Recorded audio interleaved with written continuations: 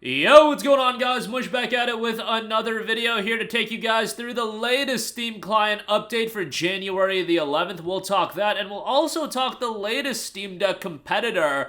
This one actually undercutting the deck in price point, which I find to be a little interesting. We'll talk that at the end of this video. But first of all, we got Steam client update for January the 11th, so this is live right now. Obviously, this is a client update, not a beta client update, so this is already live and everybody can download it. Probably has been automatically downloaded to your client already, so let's break down all of the new stuff. Most of it coming through the Steam Workshop. A general fix friends who play section not refreshing until the client was restarted. Double-clicking on window tray icon when parental controls are enabled will open the library when the store is locked. Fixed view additional artwork button not properly showing content on the soundtrack details page. Redesigned the workshop subscriptions list accessible from game properties. It now includes the ability to sort by subscription date, last updated size, name, and load order. Added the ability to change the local load order of workshop items. Added the ability to set the local order based on any workshop item. Added the ability to disable workshop item subscriptions locally, and added the ability to filter the workshop subscriptions list by tag. The name of the workshop item being downloaded is now shown in the game's tooltip on the downloads page, and then also added functionality that allows swapping items in your subscription list quickly using collection. And there's a couple additions related to that. Added ability to save the filtered list of items into a new or existing workshop collection. This will overwrite the contents of the collection with the contents of the list. Added ability to overwrite the user's subscription list to just the contents of a workshop collection, and added ability to add items from a collection to that user's subscription list. And then Steam overlay changes. Fix web browser tabs resetting when overlay is closed and reopened with restore my previous browser tab setting disabled. Fix web browser opening with only home page tab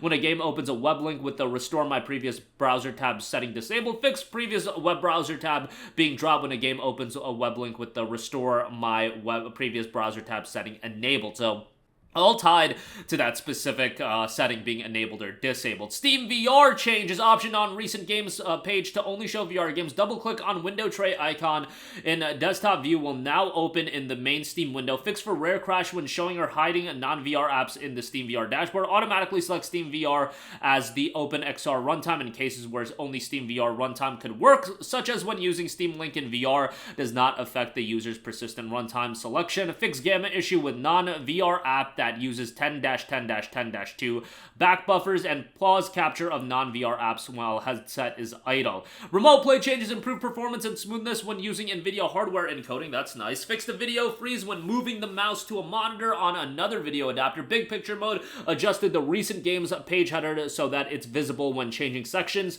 And Steam input fix a controller LED color selector UI. Fix the crash related to non-Steam shortcuts. Increase range of gyro to mouse gyro to joystick deflection precision zone. And then Steam Cloud changes. Fix uploading for some apps which have a very large number of files.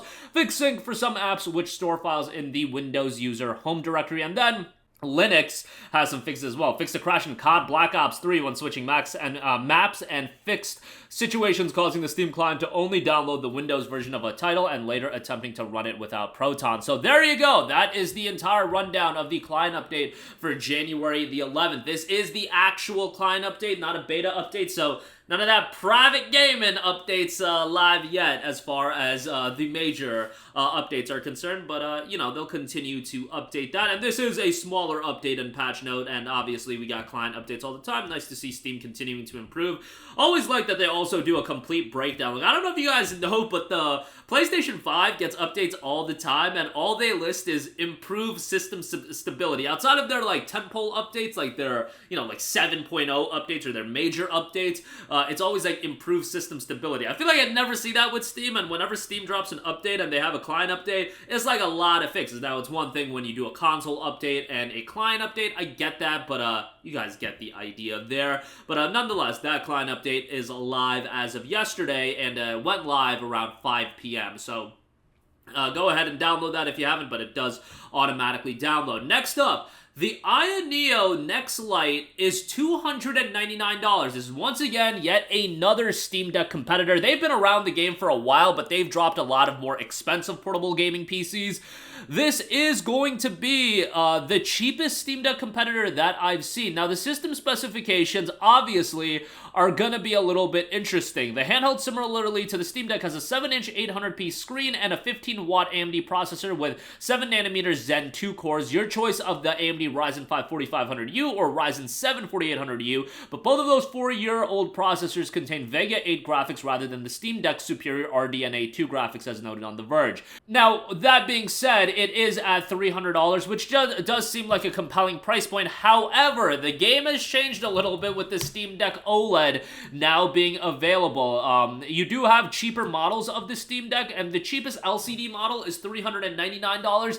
If you go the refurbished route, you could probably get that close to the Next Lite's price point, and I think people are just gonna prefer having SteamOS and something directly from Valve rather than something from a different company. I just think that is going to be the one advantage that Valve is always gonna have with the Steam Deck. Look, that's what happens when you build a lot of cachet with your brand, and Valve has done that with Steam. And the Steam Deck, I don't want to say no matter the competitor, but it is always going to have a leg up on a lot of these other gaming PCs. They could try to be competitive with the price point, and that'll work. They could try to be competitive with the performance, and that'll work to an extent. However, look at the reaction that just the OLED refresh had versus like the ROG Ally being revealed. And as I said, I prefer the ROG Ally over the Steam Deck. Like, people are shocked by that opinion, and I know most people prefer the deck. I love the Ally, love the 1080p screen, and for the style of games that I play, 1080p is super easy to run. Like, a lot of those JRPGs, 1080p is great.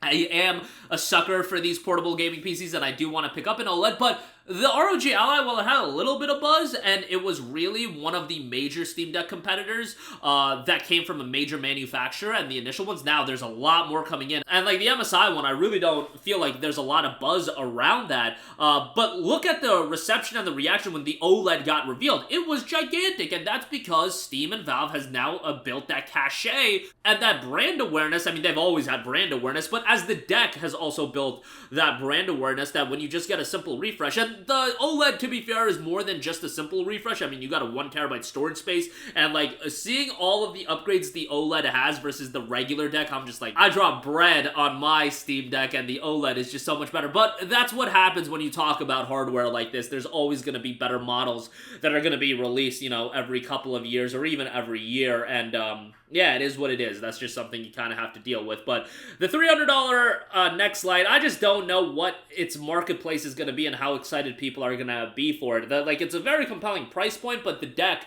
the standard deck going lower and lower in price, I just feel like it's going to be hard to compete with that at this stage of the game in terms of the budget offering. Like, if you're talking about a budget offering, the deck is really, the base deck, the LCD model, is the price point a lot of people are going to shoot for, and it's coming from Valve directly, who has that cachet. Steam has that cachet, and the deck has built a lot of brand awareness. So I just think it's going to be hard to compete on that level. I think if you go to a super high-end model, that targets a different audience, and they might be into it. Like, if they released an ROG Ally with an OLED screen and some beefed up specs as well, like, I might be into that. Obviously, that would be super pricey, but that might be something I would personally look at. But this Next Lite, obviously targeting a different audience than what I'm looking at this stage of the game. But that's going to do it for me. Again, we got a Steam client update for January the 11th, some smaller fixes there, and let me know what you guys think about the Next Lite. Like, I just don't feel like there's going to be a significant marketplace for this when the deck, the LCD model, can be found relatively cheap. It's $400 if you buy directly from Valve, but, you know, even if you go the secondhand route, you can get it a lot cheaper than that. Not a lot cheaper, but cheaper than that, and bring you close to the Next Lite's price point. But let me know your thoughts down below. As always, guys, thanks for watching, and I will catch you guys in the next one. Peace out. Hey, what's going on, guys? Mush here again. Hope you enjoyed the video. As you guys might know, YouTube's notification system is sometimes a little bit wonky, even if you're subscribed to the channel. Maybe you're not abundantly aware that I uploaded a video. To remedy that situation, make sure you hit the bell notification button. This way, whenever I upload a new video, and I try to upload as consistently as possible, you will be notified directly of the upload, and you can watch it as soon as it goes live. I would really appreciate if you guys hit that button so you can stay up to date with all of the content I'm posting. But as always, guys, thanks for watching, and I'll catch you guys in the next one. Peace out.